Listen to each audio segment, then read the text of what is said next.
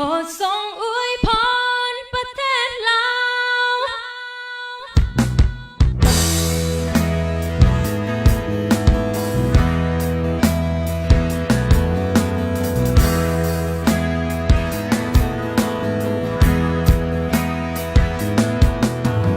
นี่เป็นคำอธิษฐานของเฮาทุกคน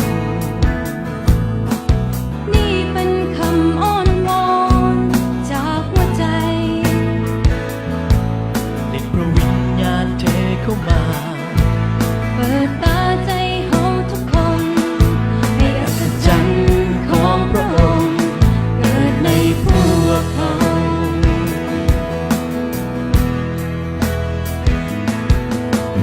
นี่เป็นคำอธิษฐานของเฮาทุกคน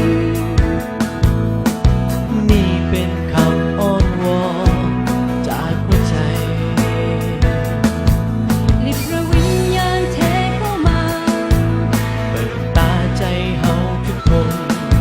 ให้อัศจรรย์ของพระองค์เกิดในพวกเขาโปรดทรงอวยพรประเทศลาวให้คนลาวเจริญสุขสันต์โปรดเปิดดวงตาและหัวใจให้คนลาวพบความสว่างโปรดทรงอวยพรประเทศลาวให้พิทักษ์ตามน้ำพระทัยให้พระพรหลั่งไหล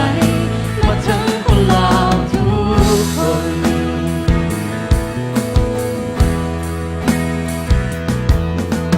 นี่เป็นคำอธิษฐานของเฮาทุกคน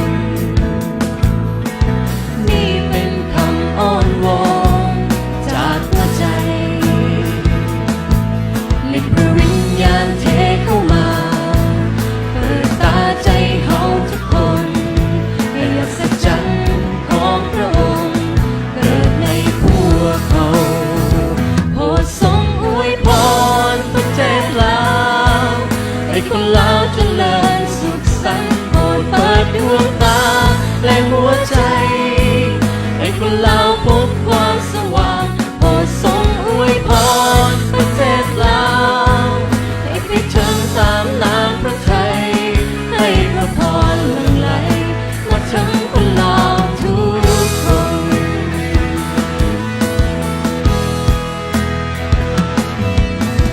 นี่เป็นคำอธิษฐานของเฮาทุกคนนี่เป็นคำอ้อนวอน